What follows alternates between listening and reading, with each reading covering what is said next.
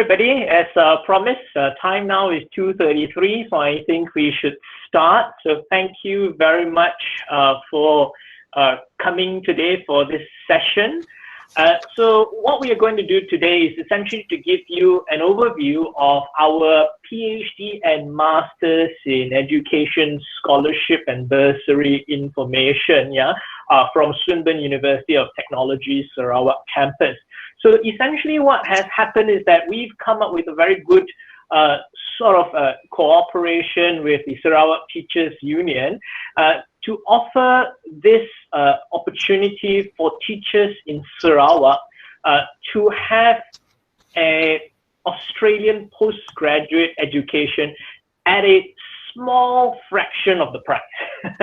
And so I know that during this COVID pandemic, a lot of us are really worried about, our finances, looking about our future careers. And so this has that sort of marries the two ideas, isn't it? Yeah, where we actually have postgraduate education for your future career proofing, and at the same time as well offering it at a fraction of your price, so that it's making sure that it's affordable for people. So we'd like to thank the Sarawak Teachers Union for having this collaboration with us.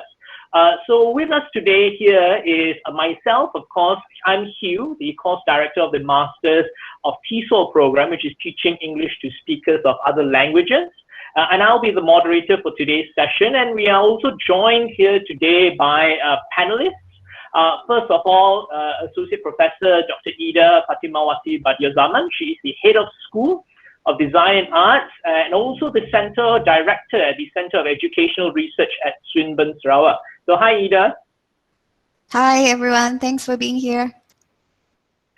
Yes, thank you very much, Eder, for being here. And also today we have two of our PhD students who will be telling you about their experiences as a PhD student, the whole application process, the choice of why they decided to come and study in Swinburne, and how's their experience been, with us here at Swinburne, the environment, the supervisors, and their learning.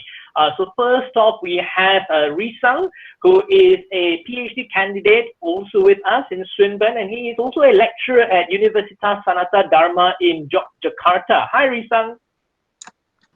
Hello, Hugh, Dr. Eder, everybody. Greetings from Indonesia. Thank you very much, Risang. And last but not least, we also have Ali, also one of our very recent PhD candidates, and she's also a scholarship recipient for the PhD program. So hi, Ali. Hi, good afternoon, everyone. Yeah, so Ali has been with us for a very long time. She studied her master's with us and now a PhD with us. So she's definitely going to show us and tell us a little bit about her story of being here in Swinburne.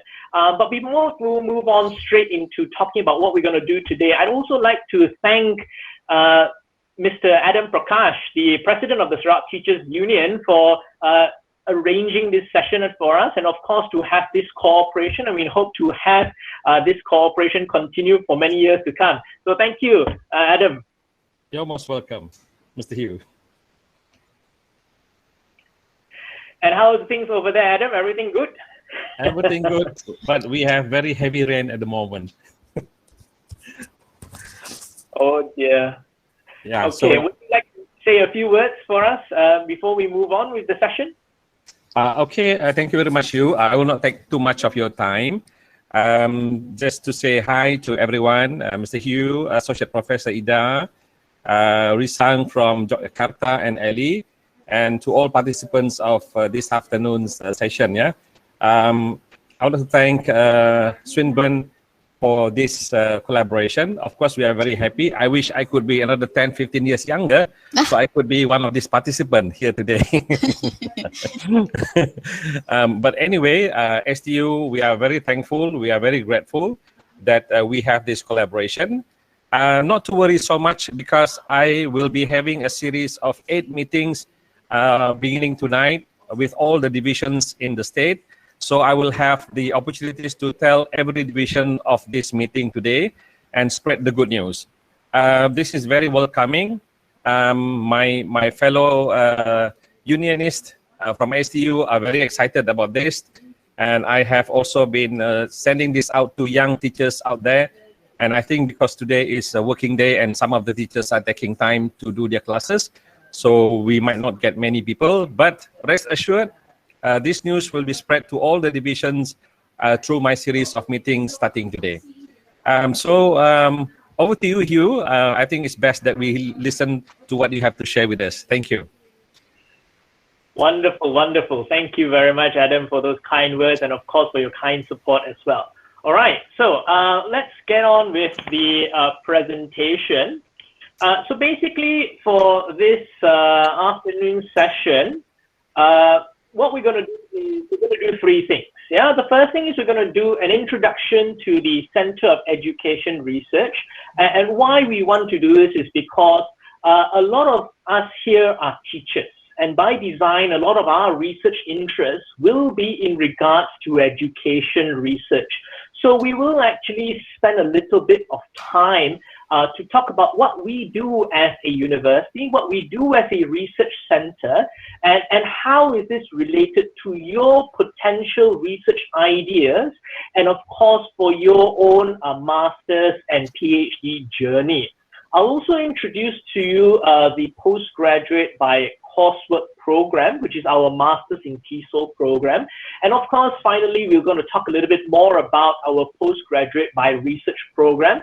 So we'll talk about the program requirements, we'll talk about the fees, we'll talk about the student experience right at the end as well. But before I go on, let us talk firstly about the Center of Education Research. And today I have Associate Professor Eder, who will be taking over this session and talking to us a little bit more about the center. So over to you, Eder.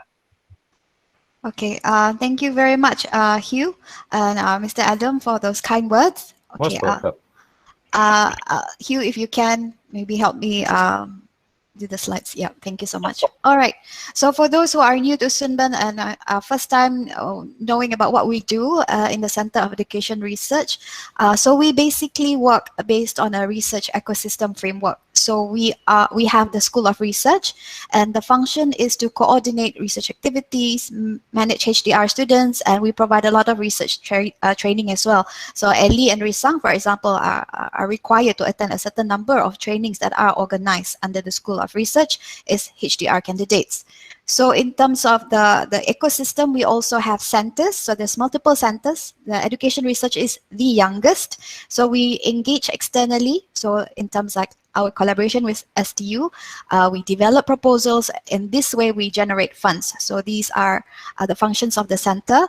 And under that, we have research clusters. So similarly, we engage internally. We mentor younger or early career academics, and we also support HDR students as well.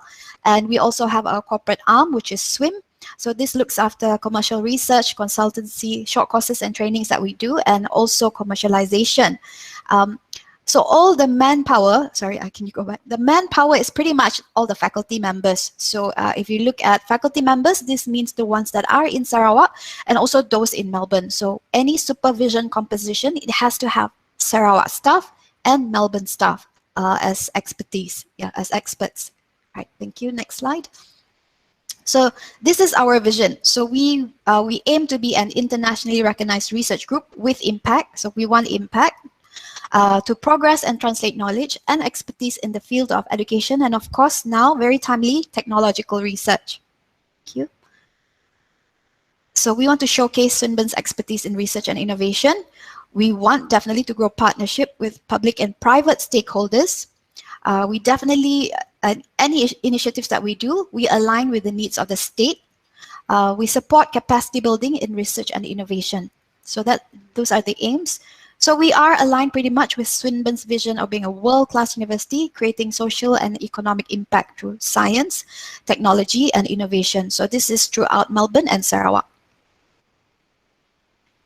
So as I said earlier, this is the youngest center in Swinburne, Sarawak. So it was launched in 2019. The ideation started in 2018. It was a group of people who were keen to do educational research, but didn't know where to start. So we formed our small tribe, and This was under Prof. Ajay Kapoor in 2018, but 2019 it was launched and became an integral part of the university to build capacity in research. So where we do have our business faculty, we have our engineering faculty, but now we have a center that advocates and promotes and enhances educational research.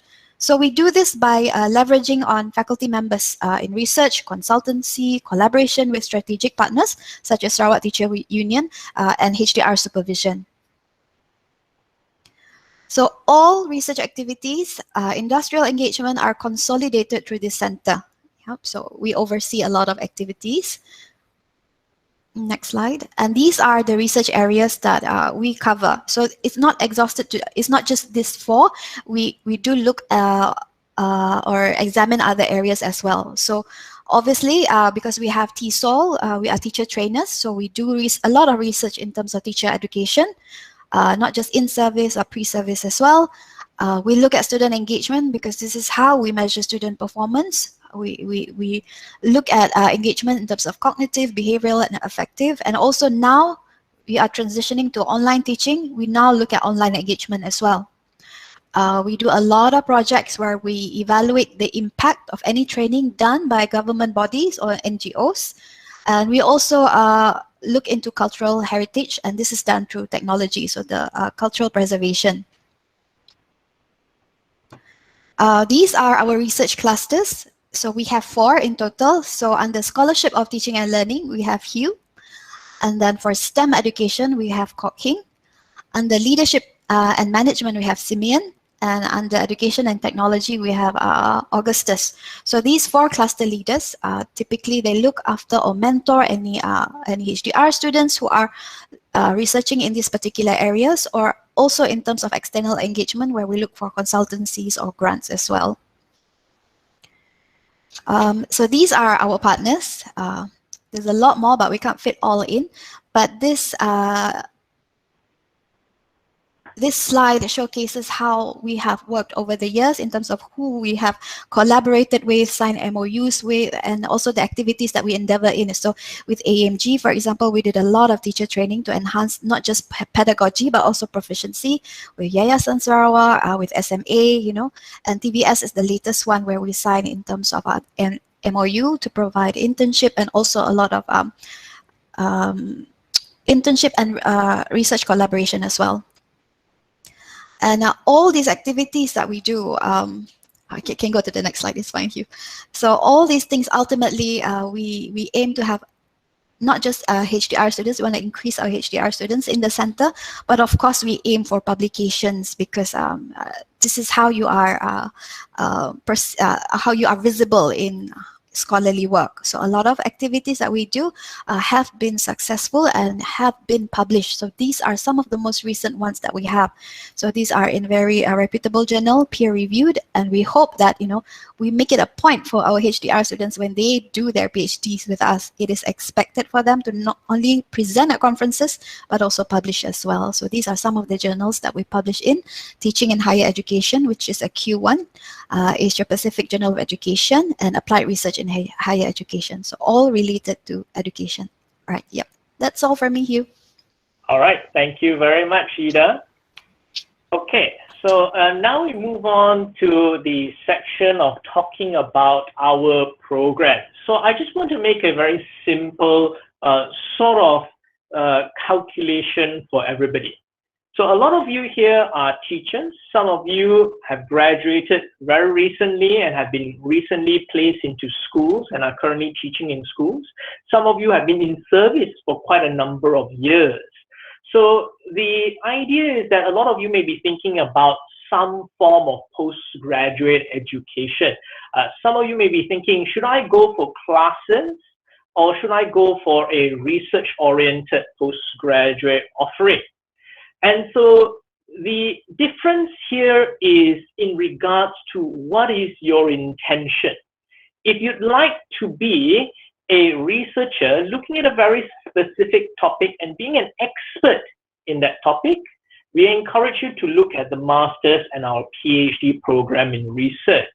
But if you're thinking about looking at extending what you have learned in undergraduate programs that you've done before, you may want to consider a Masters of Arts. Yeah? And so for all of you who are English teachers, currently Swinburne offers the Masters of Arts, teaching English to speakers of other languages. So this is actually a 2-year program or 1.5-year program if you have a background in English or English education, which is an extension of what you have learned in university prior in your undergraduate studies. So the program is designed whereby if you were to complete 1 semester of your study, you will be able to exit the course at a graduate certificate of arts level. And if you complete 2 semesters and you want to exit, then you can actually exit at the graduate diploma level. And if you were to complete the 1.5-year or 2-year full-on program, then you would graduate with a Masters of Arts in TESOL. So the question is, who is this for? Yeah. So the program here is designed for teachers who are currently in service, who wants to extend their knowledge to then be a better teacher, and of course to be a better researcher. Why I say those things is twofold. Number one, the graduate certificate in your first semester, you learn a lot about the theories and the practical applications of teaching English. So essentially, it teaches you how to teach.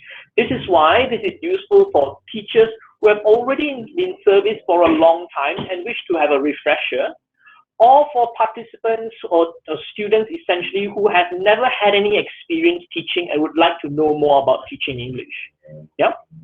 Then as we move on to the graduate diploma, we think more about the theoretical pedagogies of teaching and learning, how we should approach it, and of course we don't just give you the fish, we teach you how to fish. So a lot of those theoretical underpinnings will be learned here at the graduate diploma level. Now I mentioned earlier on there is a research aspect. In the Masters of TESOL, you will also be required to actually complete a thesis, but of course that thesis length is much shorter as per compared to a Master's in Research. Yeah? But that doesn't discount the fact that the moment you complete this program, you will be able to transition onwards towards our PhD program because you have actually completed a thesis unit in your area of study prior. A lot of Masters in Arts or postgraduate by coursework programs, they do not offer you a direct pathway to a PhD program because there is no research embedded, but we have it. Yeah. So you don't need to worry that when you enter, you will not be able to directly transition off to a PhD.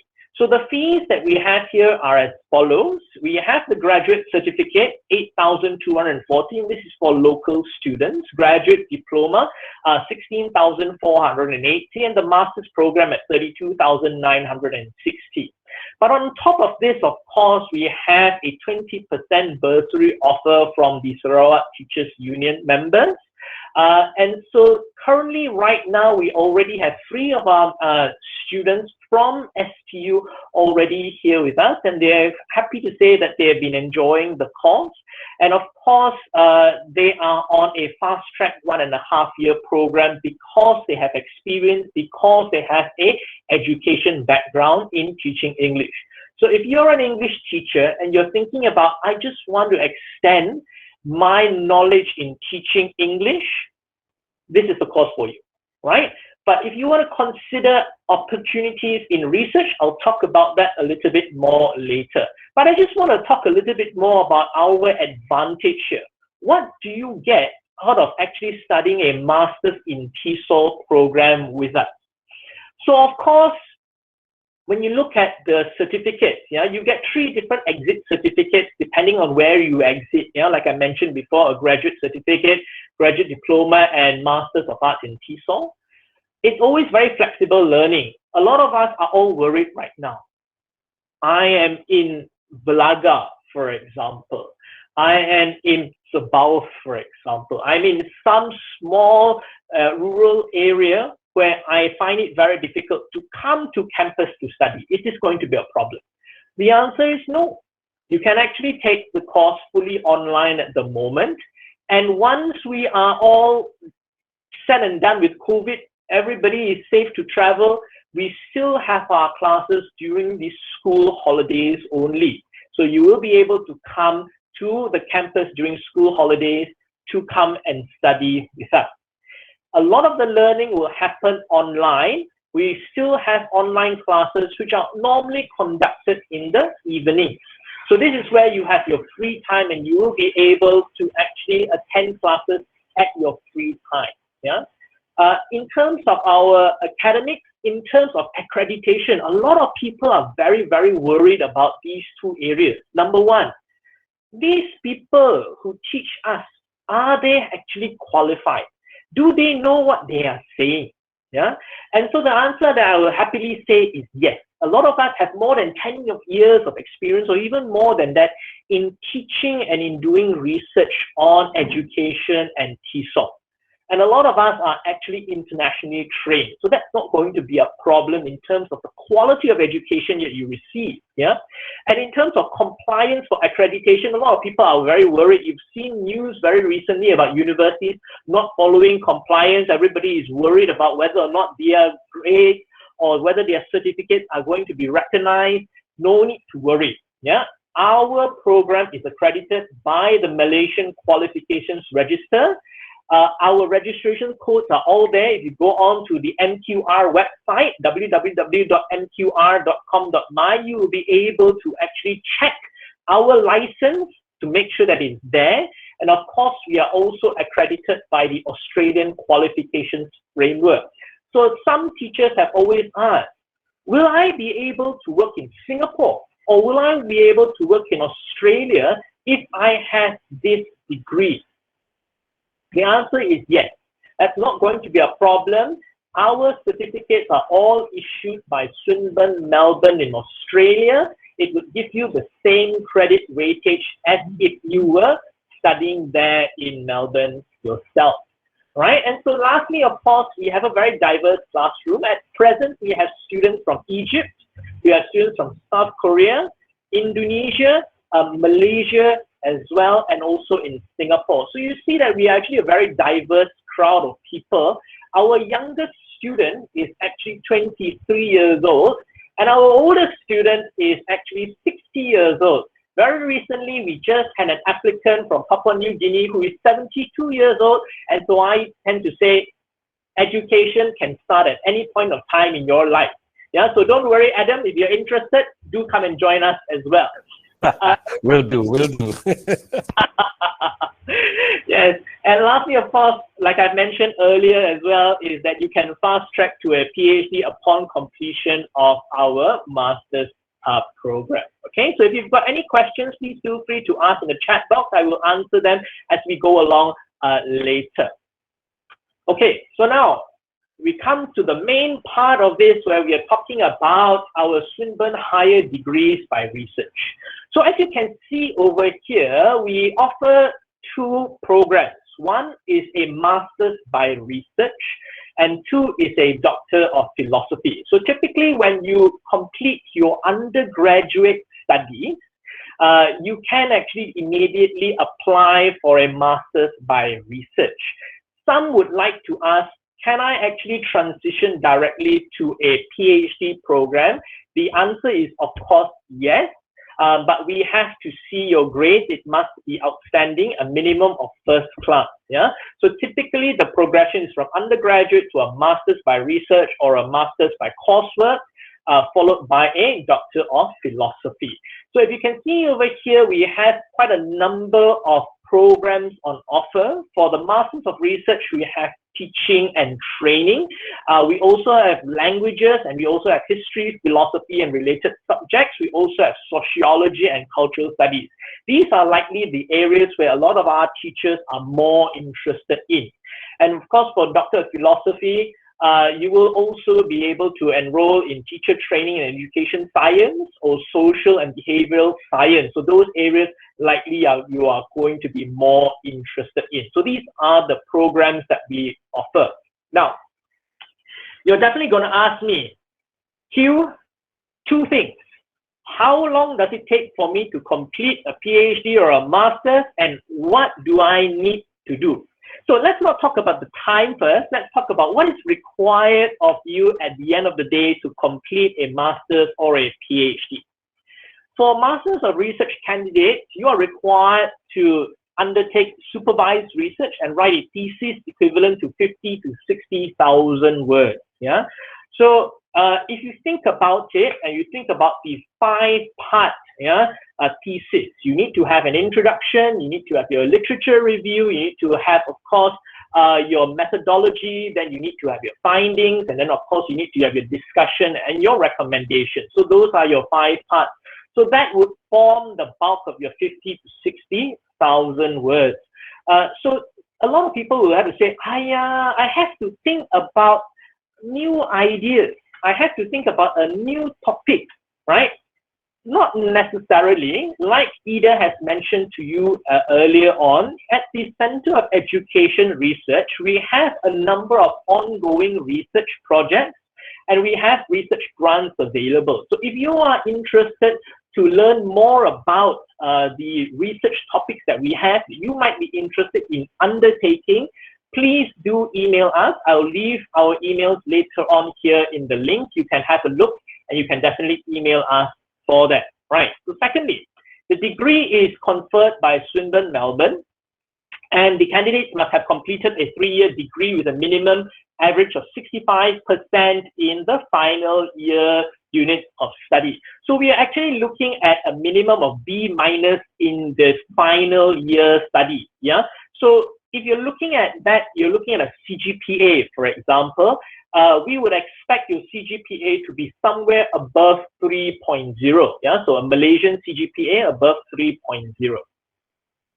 On the other hand, PhD candidates are required to make a significant and original contribution to a discipline or profession by submitting one of the following, equivalent to 70 to 100,000 words, either A, a research thesis, or B, a research thesis including associated papers, which means publications, or you can actually do an artifact such as a creative work or a design product with an accompanying exegesis. Now, you may be wondering, what are you talking about here, Hugh? The most traditional way of completing a PhD is to write a thesis. Essentially, that is your book, that is your baby. You're going to write 70 to 100,000 words in a particular subject area. On the other hand, some people may not like to write that long, 70 to 100,000 words. They would like to write less. But instead, you need to compensate for writing less, meaning to say that you would need to publish a series of journal articles in reputable journals, of course, along together with your research thesis as a complement to that. That is also acceptable. That is a more modern approach to it. Yeah. And the more recent one, of course, is the artifact, where when we look at the idea of research, research can be in many ways. You don't necessarily need to write a book to call it research. Yeah, you could come up with a product design, for example.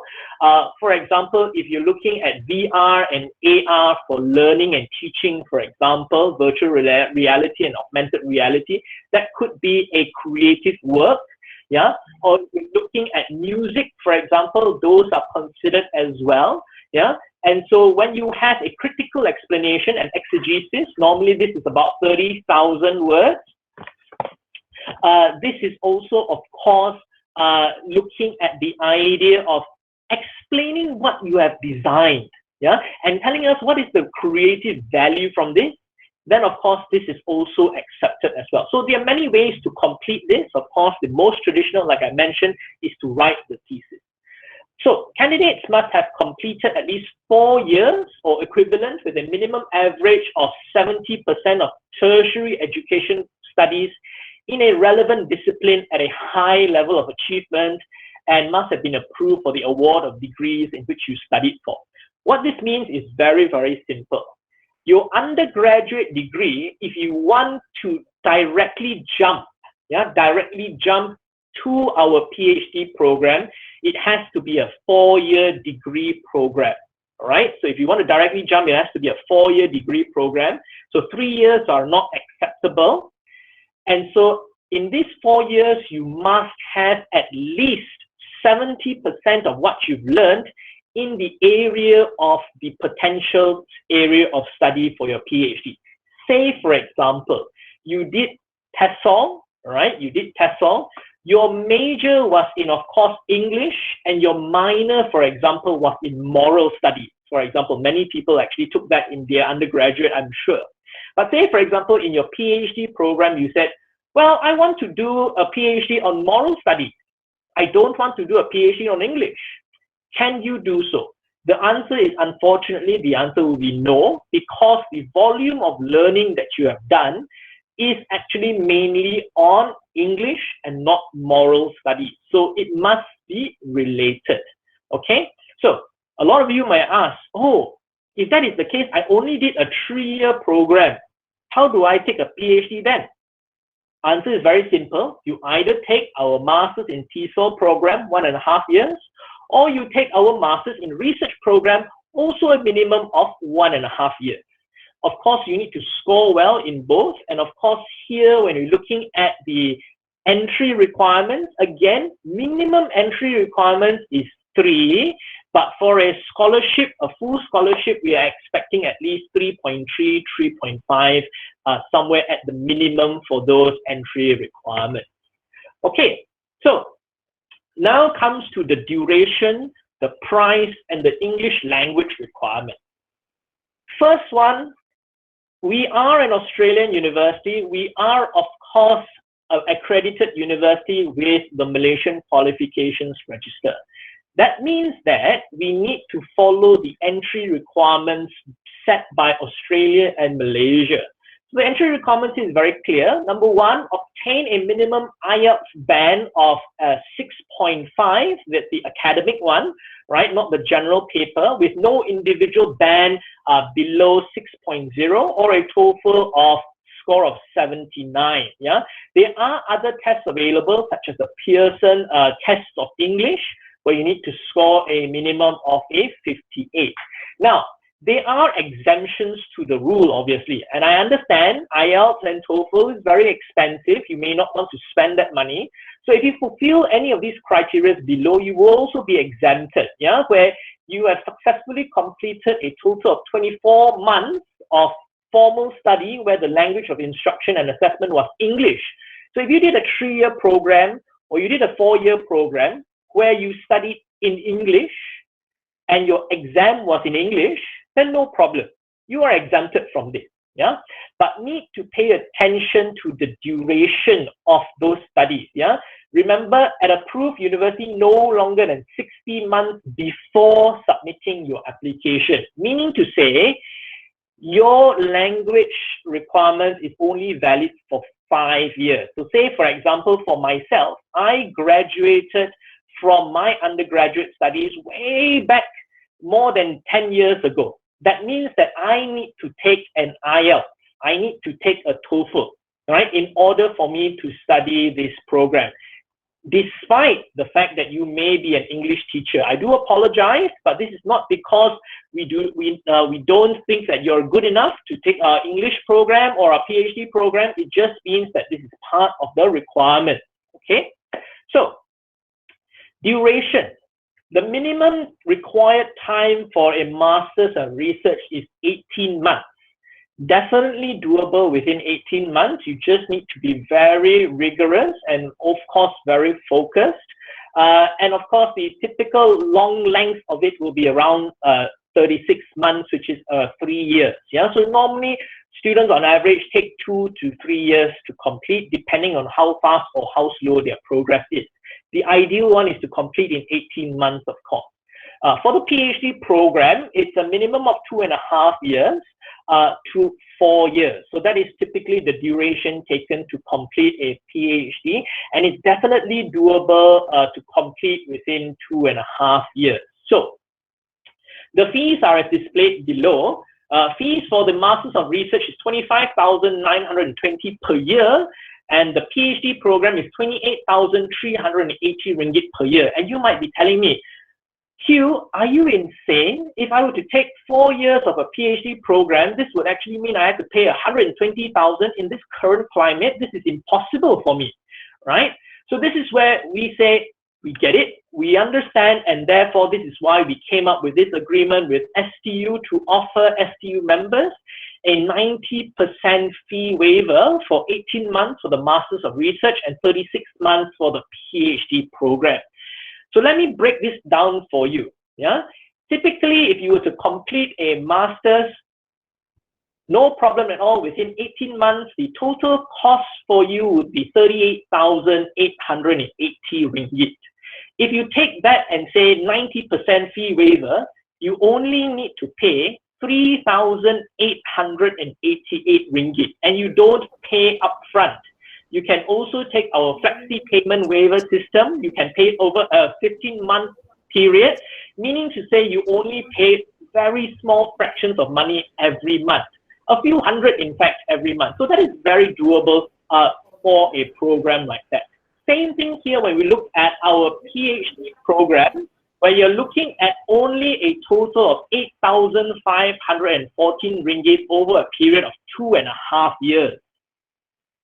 So I must tell you, honestly speaking, if you go online and you look at a lot of our local university fee prices, we are cheaper than them. So definitely this is something that you would want to take up if you are highly interested to do a master's or a PhD by research with us. Yeah.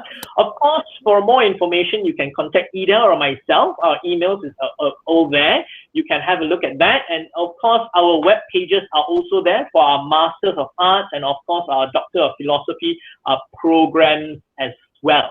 Okay, so hopefully that clarifies. Of course, I will be going through the questions. We will have a question and answer session in a while.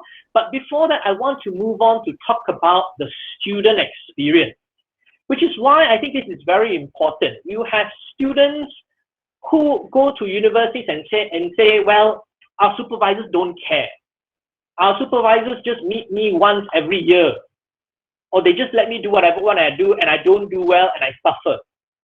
So we want to show you a little bit of our student experience, how our students have felt going through the Masters and PhD programs, and to give you a sort of feel about what our programs are like and how their experience has been. So I'd just like to invite Ellie and Risang to share their experiences today. So let's start off by talking to Risang. Risang, you are a PhD student with us, and you've been with us for a while, a couple of years, in fact. How has your experience been in the program? So far, so good, Hugh. So, can I share my screen, Hugh? Of course, feel free to do so.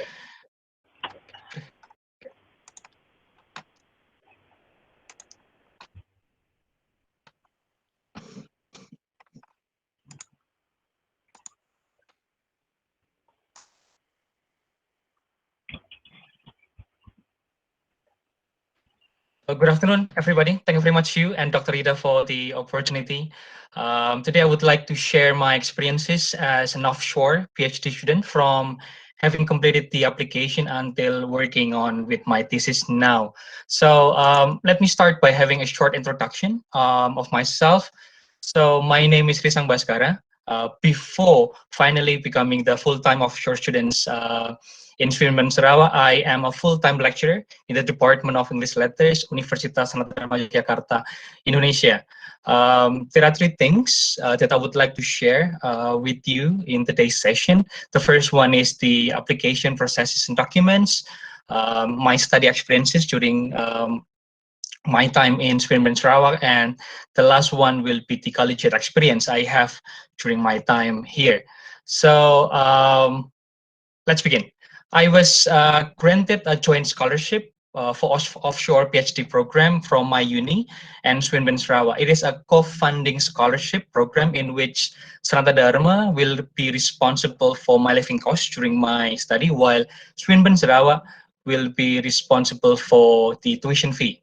Offshore PhD program means that I will spend most of my time in my home country, and I'm allowed to visit Kuching once per semester for a month to report my progress and have my PhD milestone. It is something that I miss especially during this pandemic, because for the last 2 years I cannot visit Kuching, and I really miss the city. After finishing my internal administration processes, I started to prepare the documents for the admission. If you check the website, the Swinburne Sarawak website carefully, especially the application processes, mine was really similar to that, but the steps were a bit different because I have gone through different scholarship processes. First step that I did was to prepare the research proposal and then presented that in front of the panel to see the feasibility of the topic and also determine the principal supervisor from Swinburne Sarawak. If I'm not mistaken, the panel I had back then were Hugh, Dr. Eder, and Dr. Melinda. Please revise me if I'm wrong, Hugh. Then after my topic was approved and my principal supervisor was appointed, which is Dr. Eder, I was asked to find a second supervisor from Swinburne, Melbourne. Frankly speaking, these two processes, writing the research proposal and also finding the supervisor from Melbourne, were the most challenging part during my preparation for admission. And after that, I started collecting the necessary documents needed for the admission. The documents are entry requirements, including the certificate and score transcript from my bachelor and master degree, English language requirements, as mentioned by you previously. And don't forget to also fill out the application form, which is available from Swinburne Sarawak website. If you are not sure, or if you forget, for example, what documents to include in your application, don't worry, because the list of the supporting documents will also be in the application application form. My apology. In addition, please be aware that you will be also asked to provide two referee form, one for the academic and the other one is for the non-academic. Once again, during my preparation for the admission, I got so many information from the Swinburne Sarawak website for the details. And if it is not clear enough, the staff there were really helpful to assist us during the admission processes. Now let's move on a bit to my study experience. I would like to start by introducing my PhD project. The title of my project is The Effects of Flipped Classroom Model on Indonesian EFL Student Speaking Ability in One Higher Learning Institution. The purpose of this study is to investigate the English speaking skills for non-English department classes taught using flipped classroom model. The study utilizes mixed method action research with the concurrent embedded model. The study also investigated the interaction between the learning environment and also the English speaking achievement. During my study, I have passed some of my PhD milestone. They are confirmation of candidature and also mid-candidature. Confirmation of candidature is the most significant milestone in the first year of the doctoral candidature. Its purpose is to determine whether or not the doctoral research project indicates a strong likelihood to result in high quality or can be completed in the required time. While mid-candidature milestone is used to ensure that candidates progress toward the completion of the thesis is on track and that the candidate research transferable or other professional skills are developing appropriately. So far, I have collected my data for the project, and now I'm doing my data analysis and preparing my document for the next milestone, which is draft thesis review in January 2022. At the same time, I am also preparing my paper draft to be submitted in high-impact peer-reviewed journal, as it is also one of the requirements for my scholarship, as also mentioned by you and Dr. Eder. Looking at my PhD dynamics, the most interesting thing is the supervision meetings, because I have two supervisors, one from Kuching and one from Melbourne. So most of the time, the meetings will be virtual through Zoom. The meeting itself is bi-weekly or even more, depending on the needs. why I can say that it is one of the most interesting thing in my PhD journey, because it's really nice to have a full support from your supervisor, even though you cannot meet them personally. I can say, frankly speaking, the supervision meetings are the best part of my journey. Besides supervision, I can also use resources to support my research. There are also several resources they can use. For example, every postgrad student will be given a workspace along with other postgrad students in the student's office. In the office, we will have a computer and also software that we can use to assist us during our research.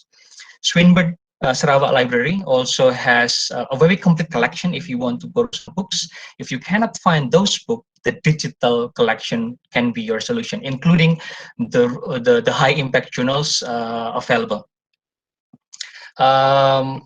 For me, the most challenging part of being a PhD student in Swinburne Sarawak is managing the time, because I am a offshore PhD student, so most of the time I will work at my campus or at my home. So I treat myself to have an office hour, even though I'm working at home, so that I can achieve daily milestones of my research. It can be one page, 2 pages, 1 chapter, 2 chapters, but it is a must for me to have those office hours to keep my focus. Again, it's not that easy. Family matters and other distraction can really affect us, but here is the most interesting part.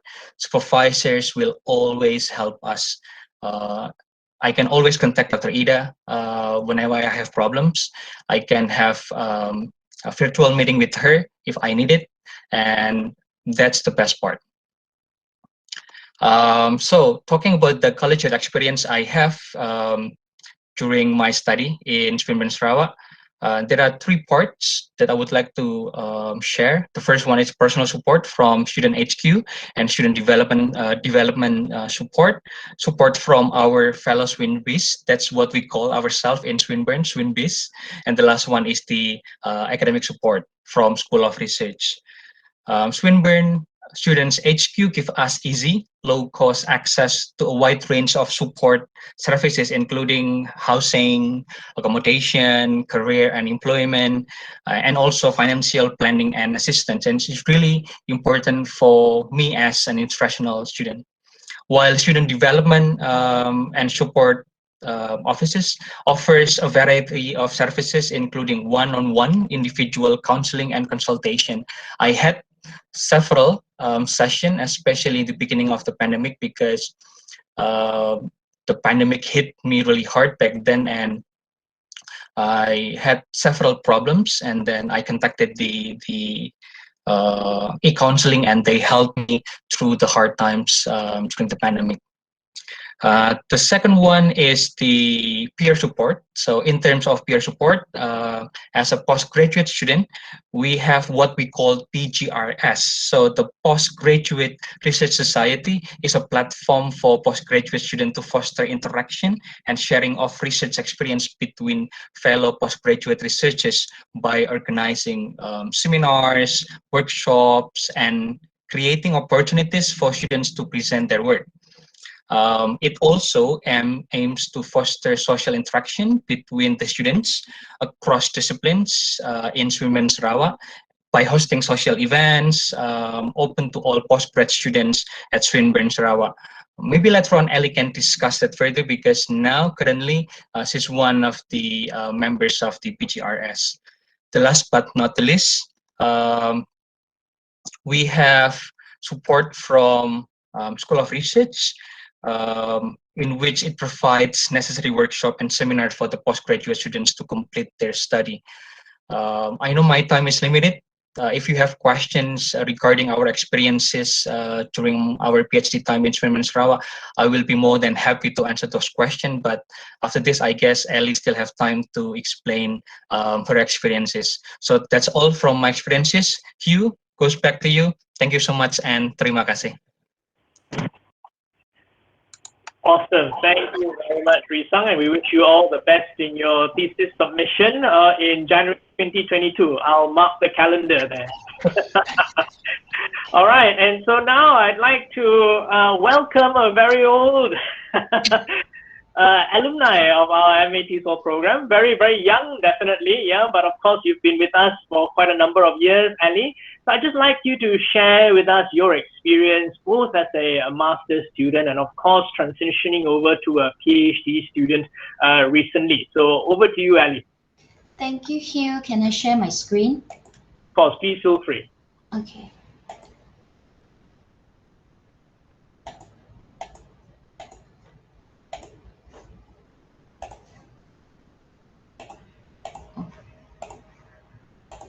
Okay. Hi everyone, I'm Ellie. Nice to meet you all here, and thank you for the organizers for inviting me on today's session. So as Hugh has mentioned, I'm an MATESOL alumni. I completed my MATESOL program in 2015, and then I started teaching in higher education institutions, and I've recently rejoined Swinburne again as a PhD student now. So my previous experiences were teaching academic English and communication skills, business English, IELTS preparation, and intensive English at foundation, diploma, undergraduate, and postgraduate levels in both Kuching and in China. Okay, so before I go into my HDR experience with Swinburne, let me just share a bit about my research topic. So to give a bit of background on my topic, so there are more and more new communication technologies in our environment today. So that means that the norm or the way that we communicate is no longer the same as before. So to give an example, the way that we communicate now is not just interaction with words, but words combined with visual images, with sounds, with movements, and all of that to be done to a larger audience. Who may be from different culture, different language, different backgrounds, past experiences, and different countries. So in education, that means that the way our students learn and communicate and the way that they perceive messages are also evolving. They need to be not just literate, but multi-literate to be able to make sense of the linguistic information that they see every day, the visual meanings, the audio meanings, gestural, spatial, and tactile meanings. So my research looks into teacher engagement with multiliteracies pedagogy in English teaching in Malaysian higher education institutions. Multiliteracies pedagogy is basically a pedagogy that addresses the changing communicative practices and environment. And I want to know how teachers, how higher education English teachers are perceiving these changing notions of literacy. What are their practices and what are the factors shaping their practices? Okay, now let me go into my PhD journey with Swinburne. So in terms of my application process and how I started. So being a teacher for the past few years, to do a PhD has always been on my agenda ever since MATESOL program, because I know that I want to have a career in higher education. And my timing came at a time where many teachers are struggling with their transition, hectic transition to online teaching. So last year, our faculty, almost exactly a year ago now, our faculty organized a webinar on the issues and challenges faced by English teachers during the pandemic.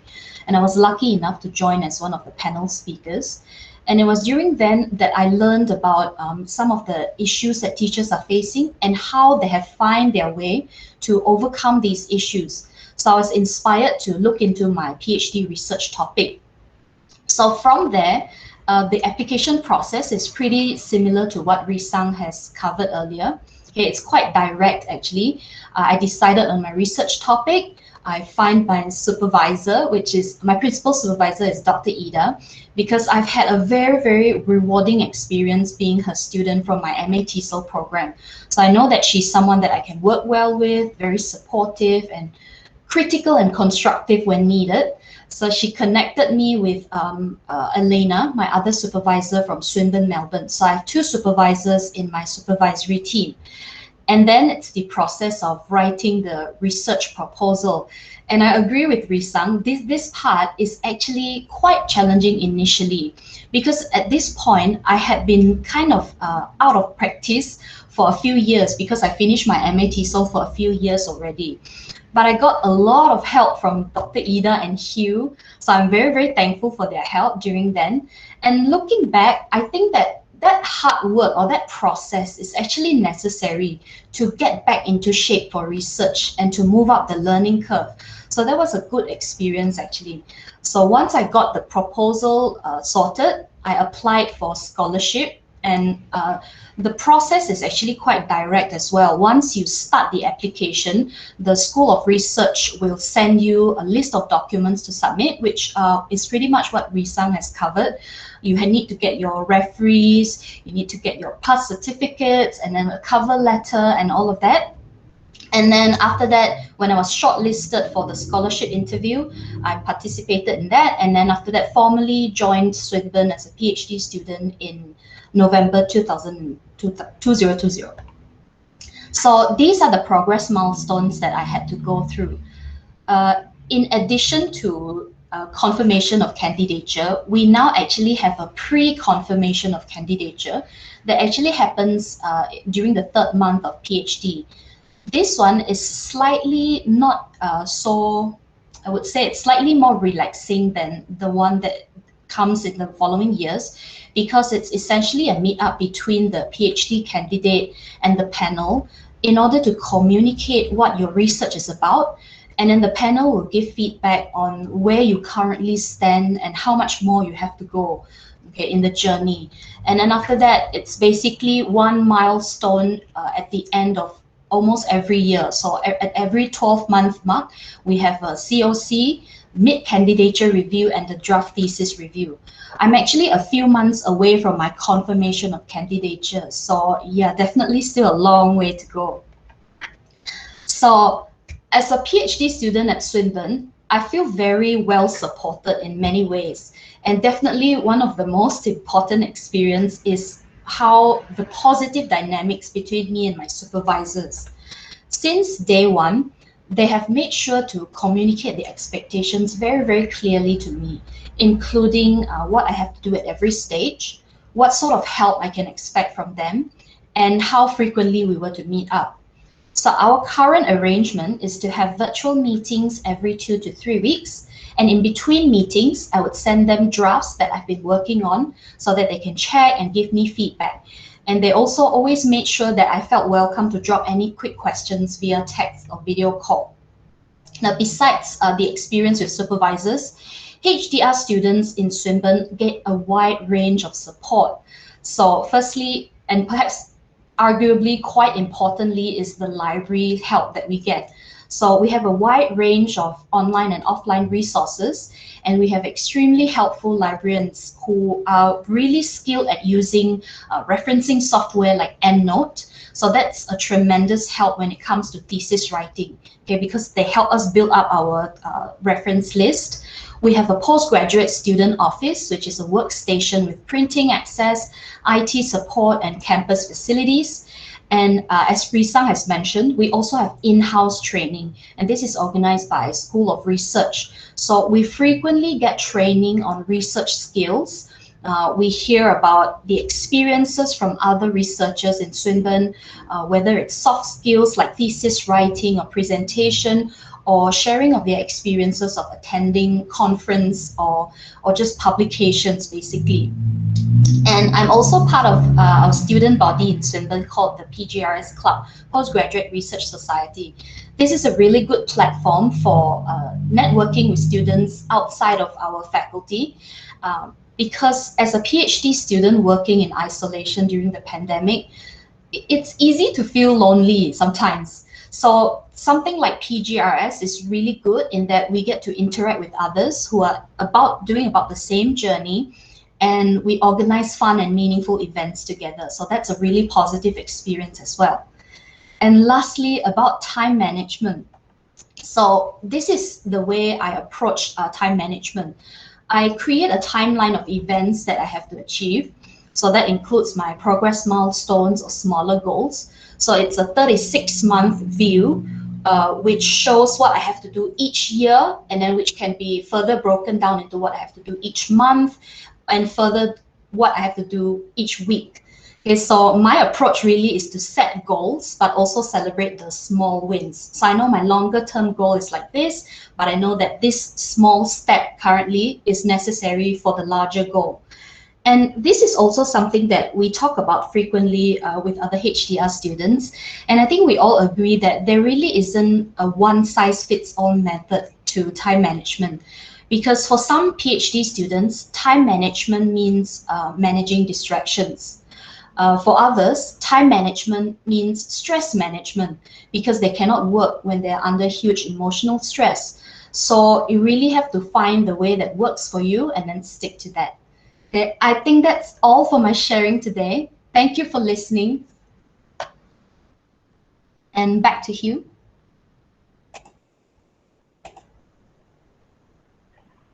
Right, thank you very much, Ali, for that wonderful explanation. So I know that the time now is 3:33, so I just like to open questions from the floor. If anybody has any questions in regards to the student experience and you'd like to direct them to either Risang and Ali, please do let us know. Or if you'd like to know more about the program itself, please do ask. You can either ask verbally or on the chat box. We're happy to answer and we'll be here for you. Yes, Walter. Yeah, hi, good afternoon, everyone.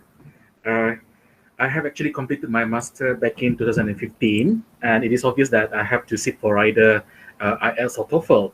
I'm just wondering if Swinburne does recognize this paper, CFR Readiness by Malaysian Council, Malaysian Examination Council, the one that every teacher has to sit for? Right. Yeah, right. Unfortunately, the answer is no, Walter, but Okay. Depending on your, when did you complete? Was it you graduated in 2015? Yes, correct. And then Right. I took the paper, the CFR Readiness, very recently this year, and I secured a C1. So would that be considered as one of the entry requirements? I think that one you will have to make the application, and then after that, the executive dean of research will have to make that call whether or not to accept. Yeah, but typically if we follow the rules. Unfortunately speaking, you will have to take the IELTS or the TOEFL. Okay, yeah? Thank you so much. Yeah, thank you for your question, Walter.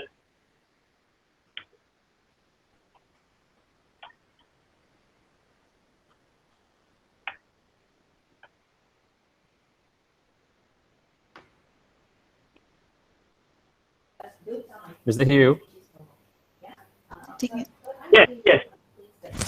Yeah, Adam here. Oh, hi, Adam. Hi. Just to respond, Walter is my young lecturer who has just joined us a year ago. A very great potential young man there, so I think you should not lose him. Help him out through the IELTS, and you will get him into Swinburne. Definitely. So yeah, you would have heard from Ali and Risang in regards to the processes and your application and things like that. So maybe I just a little bit more about the application and of course looking at your proposal. So the minimum here is for you to actually produce a short proposal to us as a start, maybe 3 to 5 pages, talk about what your research interest is, and talk about why you want to do this research. So most of the time when it comes to looking at getting a scholarship, especially, right, you will have to remember about the intentions of it, right? So if it's something that is very meaningful to society, if it's something that's beneficial to Sarawak, it's something that's beneficial to the university, you're definitely more likely to get the scholarship, right? So always think about it. But at the same time as well, I always like to remind my students, you know, we are not superheroes. We are not here to save the world. So many of us have these very large overarching ambitions when we want to do our research, and we say we want to look at this. So always think about you as an individual, what you think is possible, and think about what your contribution is to the body of knowledge that is already currently available. Yeah. So maybe as a start, think about it, 3 to 5 pages. And then as you can see from what Ali and Risang have explained to you, there are a lot of milestones for you to achieve. And so the milestones is there so to make sure that you don't go off tangents, you know, that we don't see you, you know, for 3 months and 6 months on end. I'm sure you have heard of these sort of situations before, whereby they don't see the supervisors for many years. And finally, you know, at the end of their 4th year, when they are supposed to submit, they just submit something, you know, there, and nobody knows what they are writing about. And it all ends up in a very bad, you know, disappointment. So that's something that we want to avoid, which is why scaffolding and those milestones is very, very important.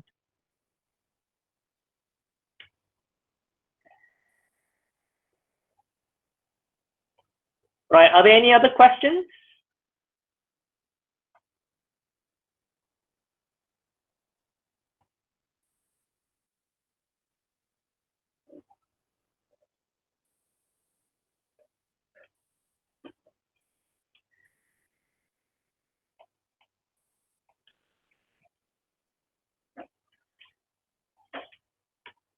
Right, so if there are no further questions, I think that we can wrap up for today. I just wanted to show everybody, you know, the links again. So as you can see over here, guys, so the information is available here, right? So if you have any questions in regards to our programs, please of course visit our website www.swinburne.edu.my.